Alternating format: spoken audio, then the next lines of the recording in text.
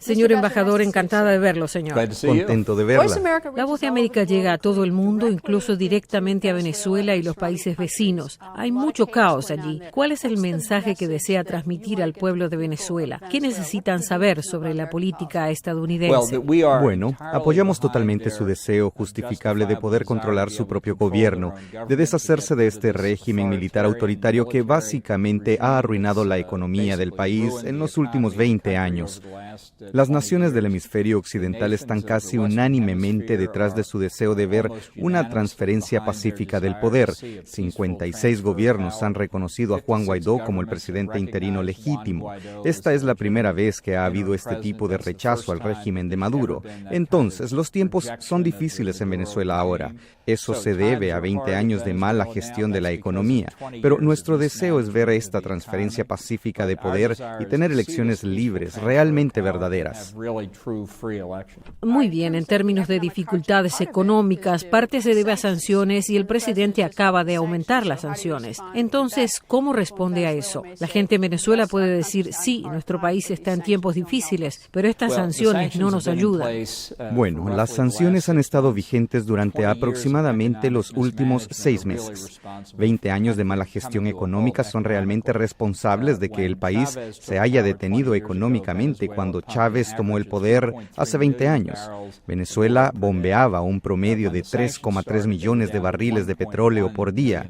Cuando comenzaron las sanciones, se habían reducido a 1,1 millón de barriles de petróleo por día, una reducción de 2/3 en la perforación de petróleo en el país con las mayores reservas de petróleo del mundo.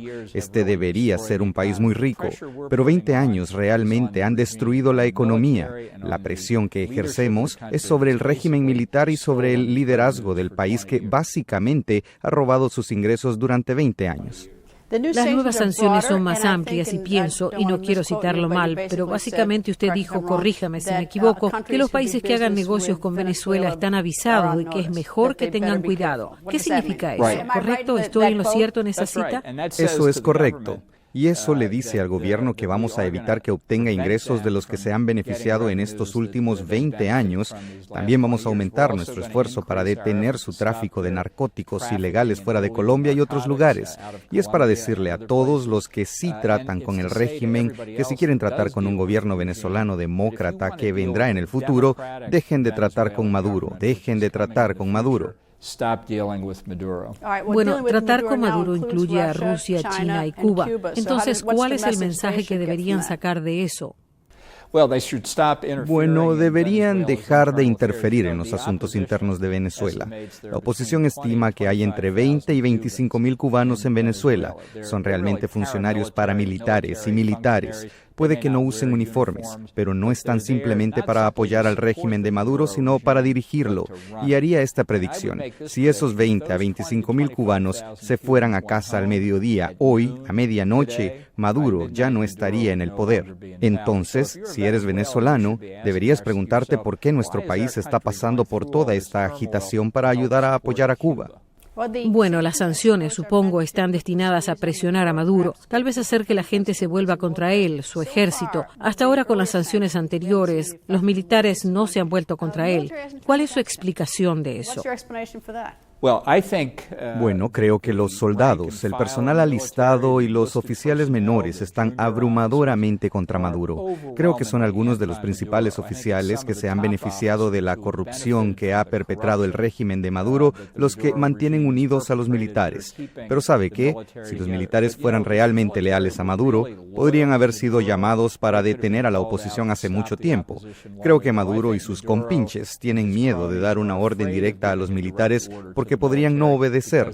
Los militares, si tuvieran el liderazgo adecuado, apoyarían a la gente. En cambio, Maduro confía en los cubanos, confía en estos colectivos que son bandas de matones en motocicletas pagadas y organizadas por los cubanos. Este no es un régimen legítimo.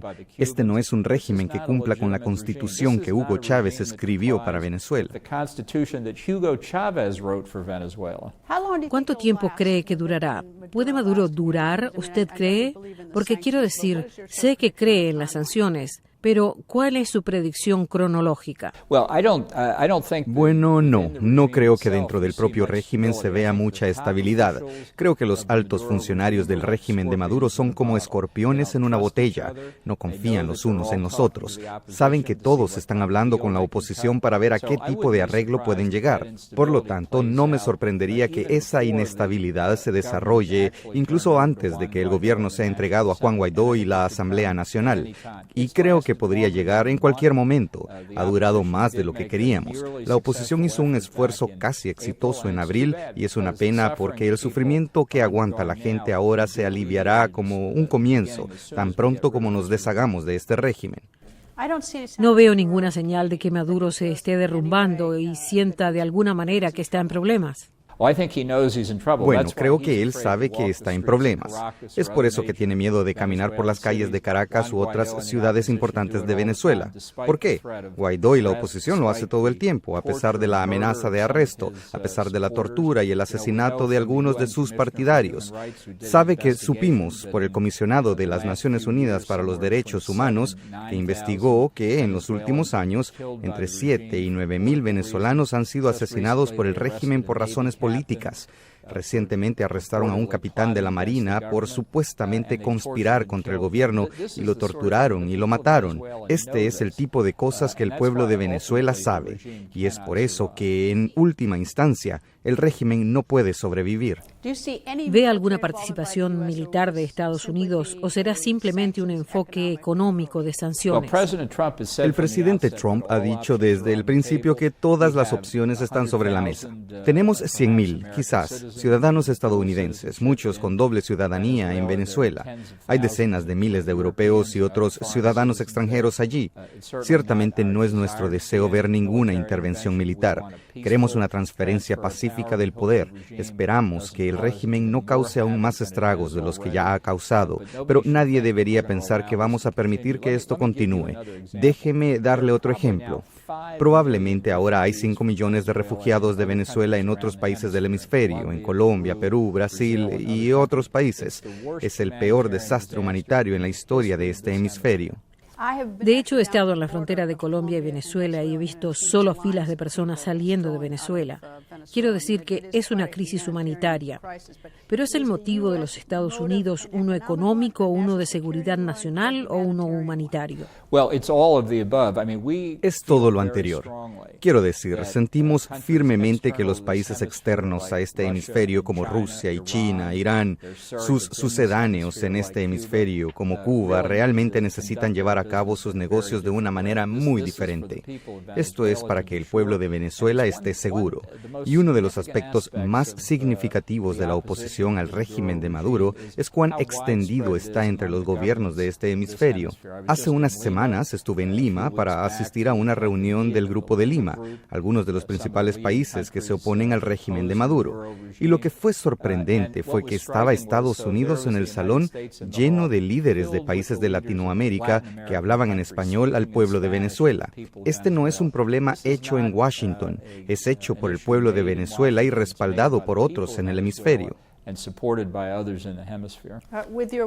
Con su advertencia a los otros países que hacen negocios con Venezuela después de la segunda ronda de sanciones, ¿está en comunicación con Rusia o China? ¿Se está convirtiendo Venezuela en una especie de pelota de fútbol político o pelota de seguridad nacional con ellos? Bueno,